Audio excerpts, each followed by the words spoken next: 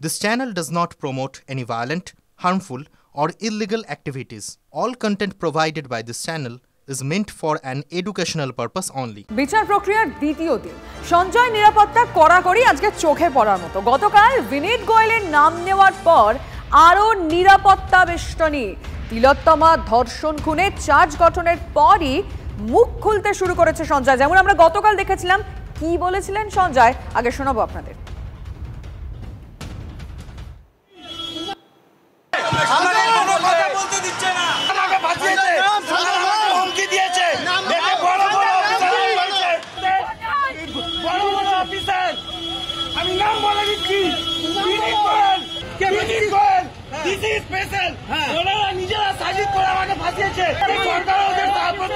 আমরা এর আগেও দেখেছি যতবার সঞ্জয়কে নিয়ে আসা হয়েছে সে নিজেকে নির্দোষ বলে প্রমাণ করার জন্য চিৎকার করেছেন, কিন্তু আজকে নিরাপত্তা বেড়েছে, গাড়ি বদলেছে। আজ লোহার জাল দেওয়া কালো কাচের গাড়িতে সঞ্জয়ের হাজিরা করানো হয়েছে, যে ছবিটা আজকে দেখতে পাচ্ছেন, এবং কালো কাচের ঢাকা গাড়িতে সঞ্জয়ের মুখ দেখা যাবে না। আর নিরাপত্তা বেশ খানিকটা বাড়িয়ে দেওয়া হলো। আজ খুনে ধৃত সঞ্জয় রায়কে মঙ্গলবার বিচার প্রক্রিয়ার দিন তাকে আর প্রিজন ভ্যানে নিয়ে আসা হয়নি, নিয়ে আসা হয়েছে ঠিক এই ধরনের একটি গাড়িতে।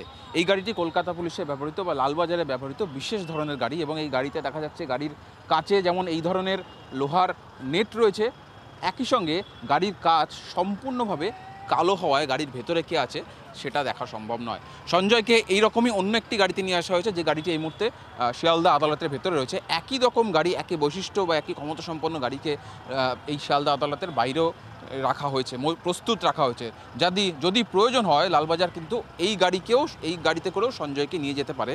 তার ফলে কি হবে, সঞ্জয়কে এর ভেতরে এই গাড়ির ভেতরে নিয়ে যাওয়ার পর কালো কাচ তুলে ভেতরে এসি চালিয়ে দেওয়া হবে, ফলে সঞ্জয় ভেতর থেকে সংবাদ মাধ্যমের কাছে মুখ বাড়িয়ে তার কোনো অভিযোগ করতে পারবে না।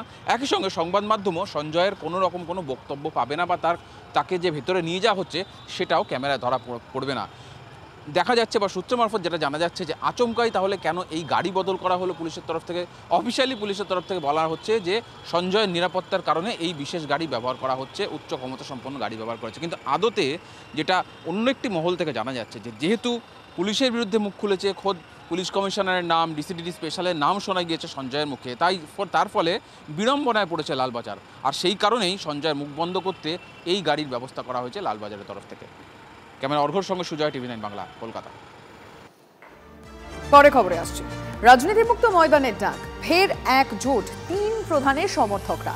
গোষ্ঠপালের মূর্তির নিচে একজোট 3 প্রধানের সমর্থকরা। ময়দানে থ্রেড কালচারের বিরোধিতা, এবার প্রতিবাদে একজোট।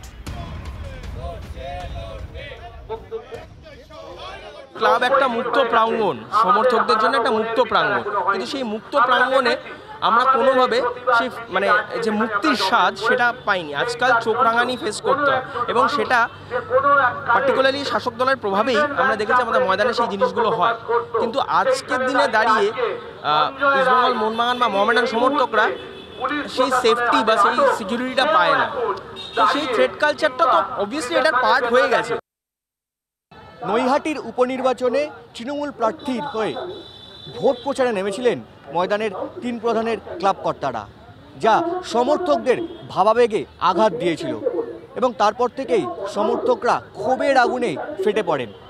সেদিন থেকেই রাজনীতি মুক্ত ময়দানের ডাক দিয়েছিলেন ইস্টবেঙ্গল, মোহনবাগান এবং মোহামেডান স্পোর্টিংয়ের সমর্থকরা। সরাসরি যেভাবে এই ময়দানের 3 প্রধানের ক্লাব কর্তারা সেই রাজনৈতিক ব্যক্তির হয়ে ভোট প্রচারে নেমেছিলেন, তা একেবারেই ভালোভাবে মেনে নেননি এই 3 প্রধানের সমর্থকরা। এমনকি সেই তৃণমূল প্রার্থী নিজের ভোট প্রচারে ময়দানের 3 ক্লাবের প্রতীকও ব্যবহার করেছিল, যা সমর্থকদের মধ্যে ক্ষোভের আগুন আরও কয়েক গুণ বাড়িয়ে দেয়। ভীষণভাবে আমরা যে কোনো ব্যাপারেই সরকারের সাহায্য পেতে পেতে এমন একটা জায়গায় আমি শুধু এটা বলছি না, বিভিন্ন জায়গায় এমন একটা ব্যাপার হয়ে গেছে যেখানে যে কোনো দুর্ঘটনাই ঘটুক, মনের ইচ্ছে থাকলেও অনেক সময় সেই জায়গাটা যাওয়া যায় না, যেখানে কিছুটা হয়তো সরকারের বিরুদ্ধে কথা বলার জায়গা তৈরি হচ্ছে। তো সেটা একটা ইস্যু। তো আমি এখানে কারোর বিরুদ্ধে কথা নয়, যে ঘটনাটা ঘটে গেছিলো বা যেটা ঘটছে কন্টিনিউয়াস প্রসেসে, সেটার বিরুদ্ধাচরণ করবই, সেটা যেখানেই হোক। সেটা হয়তো অত ওপেনলি আমি সব ফোরামে যাইনি, কিন্তু যেখানে পেরেছি আমি গিয়ে আমি আমার মতামত আমি জানানোর চেষ্টা করেছি। ভাবেই যে খেলার মাঠকে, খেলার অঙ্গনকে দলীয় রাজনীতির যে সরাসরি তার যে থাবা, এবং সেই থাবাকে নির্ভর করে দুর্নীতি, দুর্বৃত্ত চক্র, থ্রেড কালচার চলবে, এটার যাতে অবসান হয় তার জন্য ওদের সঙ্গে আমরা একসঙ্গে লড়াই করব।